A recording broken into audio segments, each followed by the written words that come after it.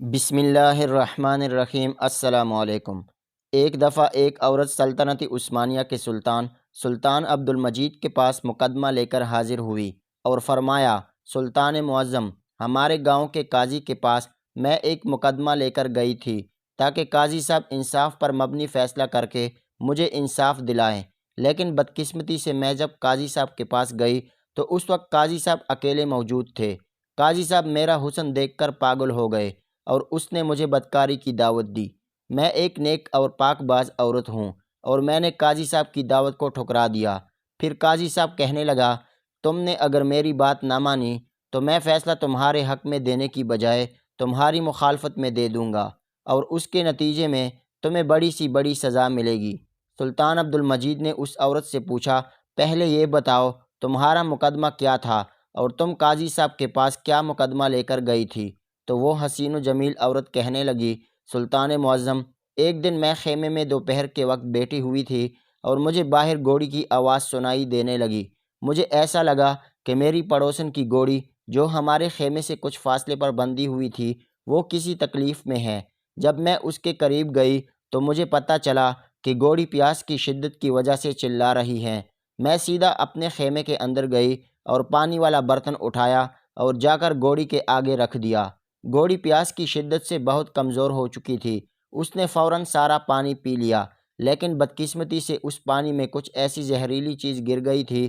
اس پانی کو پیتے ہی فوراً گھوڑی کی موت واقع ہو گئی۔ جیسے یہ خبر میری پڑوسن کو ملی تو اس نے چیخنا چلانا شروع کر دیا اور اس نے کہا کہ تم نے میری گھوڑی کو زہر دے دی ہے۔ میں اسے بتانے کی پوری کوشش کرتی رہی کہ میں ایسا کوئی ارادہ نہیں تھا، میں نے تو صرف اس کو پانی پلایا، مجھے نہیں پتہ کہ گھوڑی کی موت کیسے واقع ہوئی۔ یہ سن کر میری پڑوسن نے میرے خیمے کے پاس میری اپنی بندھی ہوئی، میری قیمتی اور میری سب سے زیادہ پیاری گھوڑی بندھی ہوئی تھی، وہ آ کر اس نے کھولی اور کہا، جب تک تم میری گھوڑی کی قیمت ادا نہیں کرو گی اس وقت تک تمہیں تمہاری گھوڑی نہیں ملے گی۔ اور یہی میں مقدمہ لے کر قاضی صاحب کے پاس گئی اور کہا کہ آپ انصاف پر مبنی فیصلہ کریں، کیونکہ میں نے جان بوجھ کر اس گھوڑی کو زہر نہیں دی، یہ ایک غلطی تھی یا پھر ایک حادثہ۔ جب میں قاضی صاحب کے پاس گئی تو قاضی صاحب عدالت میں نہیں تھے۔ مجھے محافظوں نے بتایا کہ قاضی صاحب قبیلے جا چکے ہیں۔ میں سیدھا قاضی صاحب کے خیمے کے دروازے پر پہنچ گئی۔ پھر قاضی صاحب کی اجازت پر میں اندر چلی گئی۔ میں نے قاضی صاحب کو اپنی بات تفصیل سے بتائی، لیکن قاضی صاحب مجھے دیکھ کر میرے حسن کا دل دادہ ہو چکا تھا اور میرے جسم کو للچائی نظروں سے دیکھنے لگا۔ پھر قاضی صاحب نے کہا، اگر تم میرے ساتھ بستر پر کچھ وقت گزارو تو میں تیرے حق میں فیصلہ دے دوں گا۔ جب میں نے اس کی دعوت قبول نہیں کی تو اس نے خیمے کا دروازہ بند کر کے مجھے رسیوں سے باندھ کر میرے منہ پر کپڑا باندھ کر میرے ساتھ زبردستی زنا کیا۔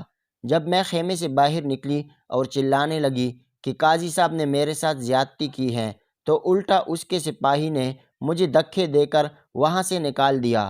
میرے پاس انصاف لینے کے علاوہ اور کوئی چارہ نہیں تھا، اس لیے میں بڑی مشکلوں سے آپ کے سامنے حاضر ہوئی ہوں۔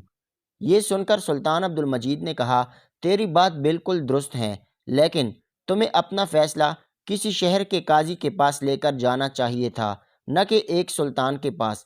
میرے پاس اتنا وقت نہیں کہ میں آپ کے مقدمے کو حل کر سکوں، لہٰذا میں قاضی کو پیغام بھجوا دیتا ہوں کہ وہ انصاف پر مبنی فیصلہ کریں۔ یہ سن کر وہ عورت گڑ گڑانے لگی اور کہا، قاضی صاحب، کبھی چور چور کو پکڑتا ہے، کبھی مجرم مجرم کو پکڑتا ہے۔ یہ سن کر سلطان نے کہا، نہیں۔ تو پھر وہ عورت کہنے لگی، سلطان معظم، اب آپ ہی بتائیں کہ ایک قاضی دوسرے قاضی کی مخالفت میں کوئی فیصلہ کیسے دے گا، اور دوسری طرف ایک عام عورت ہے۔ یہ سن کر سلطان معظم نے فرمایا کہ اگر ایسی بات ہے تو میں خود ہی تمہارا فیصلہ کر دیتا ہوں۔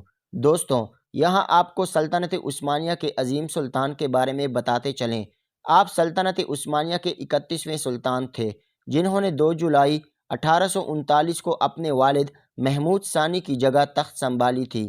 ان کا دور حکمرانی قوم پرستوں کی تحریکوں کے آغاز کا زمانہ تھا۔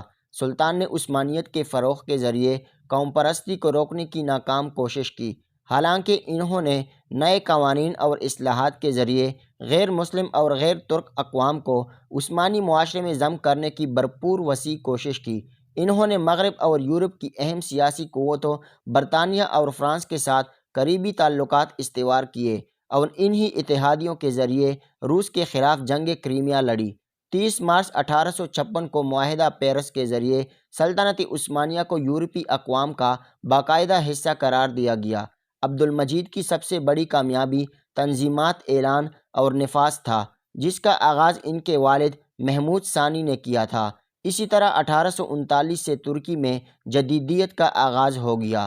دوستو، اب اپنے موضوع کی طرف لوٹتے ہیں۔ سلطان عبد المجید کے حکم پر قاضی صاحب کو بلایا گیا اور چند ہی لمحوں کے بعد قاضی صاحب سلطان کے سامنے حاضر ہو گیا۔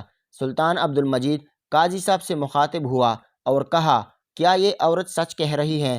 کیا تم نے اس کے ساتھ بدکاری کی ہے؟ یہ سن کر قاضی صاحب فرمانے لگا، نہیں سلطان معظم، میں نے اس عورت کو ہاتھ تک بھی نہیں لگایا۔ پھر سلطان نے کہا، ایسی کیا وجہ ہے کہ یہ عورت تمہارے بارے میں اتنے سخت الفاظ بول رہی ہے؟ اس کے پیچھے حقیقت کیا ہے؟ جب سلطان عبد المجید نے قاضی صاحب کے دلائل سنے تو اس نے کہا، سلطان معظم، یہ عورت میرے پاس مقدمہ لے کر آئی۔ میں نے اس عورت کی بات پوری توجہ اور تفصیل سے سنی اور میں نے یہی فرمایا کہ میں دوسری طرف کے دلائل بھی سنوں گا اور گواہان کی گواہی کے بعد اس مقدمے کا فیصلہ ہوگا، اس لیے تم کل میری عدالت میں حاضر ہو جانا۔ یہ سنتے ہی اس عورت کے تیور بدلنے لگے اور اس نے کہا، تم نے اگر میرے حق میں فیصلہ نہ کیا تو میں تمہیں بدنام کر دوں گی۔ حتیٰ کہ اپنے حق میں فیصلہ دلوانے کے لیے اس نے مجھے اپنے جسم کی بھی پیشکش کی۔ میں نے جب اس عورت کی بات ماننے سے انکار کر دیا تو مجھے یہ دھمکی دی کہ تم عورت کی طاقت کو نہیں جانتے۔ میں نے اس سے بار بار کہا کہ میں دونوں طرف کے دلائل سننے کے بعد انصاف پر مبنی فیصلہ کروں گا، لیکن یہ عورت جانتی تھی کہ یہ گنہگار ہیں اور اس نے واقعی ہی اپنی پڑوسن کی گھوڑی کو زہر دے کر مارا ہے، کیونکہ اس کی گھوڑی پڑوسن کی گھوڑی سے کمزور اور کم خوبصورت تھی، اس لیے یہ اس حسد سے کرتی تھی اور اسے ڈر تھا کہ فیصلہ اس کے خلاف آئے گا اور اس لیے یہ مجھے دھمکیاں دینے لگی۔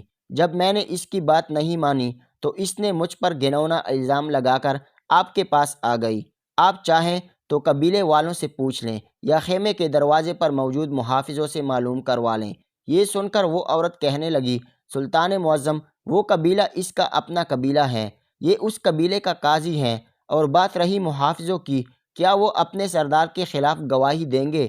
اس لیے میں دونوں باتوں کو نہیں مانتی کہ اب آپ ہی بتائیں کہ ایک عورت اپنی عزت کو خاک میں ملا کر کسی مرد پر اس طرح کا گھناؤنا الزام لگا سکتی ہیں، اور وہ بھی اتنے بڑی قاضی پر۔ اب سلطان عبد المجید دونوں کے دلائل سن چکا تھا، لیکن سلطان کی سمجھ میں نہیں آ رہا تھا کہ ان میں سے کون سچا ہے اور کون جھوٹا۔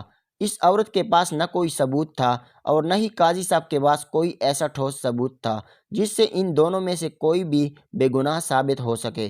تھوڑی دیر سوچنے کے بعد سلطان عبد المجید نے حکم دیا کہ ایک بڑا سا برتن لے کر آؤ۔ سلطان کے حکم پر ایک بڑا سا برتن حاضر کیا گیا۔ پھر سلطان نے حکم دیا کہ اس میں چشمے کا صاف شفاف اور پاک پانی ڈالو۔ برتن میں آئینے کی طرح شفاف پانی ڈالا گیا۔ اس کے بعد سلطان عبد المجید نے قاضی صاحب کو حکم دیا کہ قاضی صاحب، اب آپ اس برتن میں لباس سمیت پورے جسم کو ڈبوئیں، یعنی اس طرح ڈبوئیں کہ جیسے آدمی چشمے میں نہاتا ہے۔ قاضی صاحب نے سلطان کے حکم کی تعمیل کی اور فوراً اس برتن کے اندر پیر رکھ کر نہانے لگا۔ سارے درباری حیران تھے کہ سلطان معظم کیا کر رہے ہیں۔ اس کے بعد سلطان عبد المجید نے حکم دیا کہ میرا اپنا ذاتی گھوڑا لے کر آؤ۔ تھوڑی دیر گزری کہ سلطان کا گھوڑا سلطان کے سامنے حاضر ہو گیا۔ اب سلطان عبد المجید نے کہا کہ وہ پانی والا برتن میرے گھوڑے کے سامنے رکھو۔ جیسے ہی وہ پانی کا برتن سلطان کے گھوڑے کے سامنے رکھا گیا تو گھوڑے نے فوراً پانی پینا شروع کر دیا۔ یہ دیکھ کر سلطان عبد المجید نے کہا، اے چالاک عورت، تم سراسر جھوٹ بول رہی تھی۔ قاضی صاحب بالکل بے گناہ ہیں اور اس نے تمہیں ہاتھ تک بھی نہیں لگایا۔ حتیٰ کہ میں یہ کہہ سکتا ہوں کہ قاضی صاحب کا دامن بالکل پاک صاف اور شفاف ہیں۔ یہ سن کر تمام درباری بڑے حیران ہوئے کہ ایک برتن میں نہانے اور گھوڑے کے پینے سے کیسے پتہ چلا کہ قاضی صاحب بے گناہ ہیں اور عورت گنہگار ہیں۔ تو یہ سن کر ایک وزیر بول پڑا، سلطان معظم، آپ کو کیسے پتہ چلا کہ قاضی صاحب بے گناہ اور یہ عورت جھوٹ بول رہی ہیں؟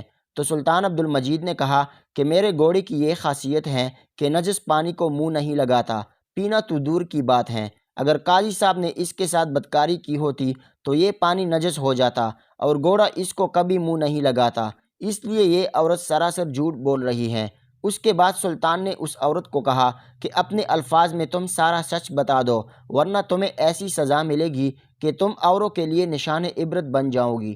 جب عورت کے پاس اور کوئی چارہ نہ رہا تو اس نے سلطان عبد المجید اور تمام درباریوں کے سامنے اپنے گناہ کا اقرار کر لیا اور بتایا کہ جیسا قاضی صاحب نے کہا تھا ویسے ہی بات ہے، میں نے اپنی پڑوسن کی گھوڑی کو زہر دے کر مارا ہے اور سزا سے بچنے کے لیے میں نے قاضی پر یہ الزام لگایا۔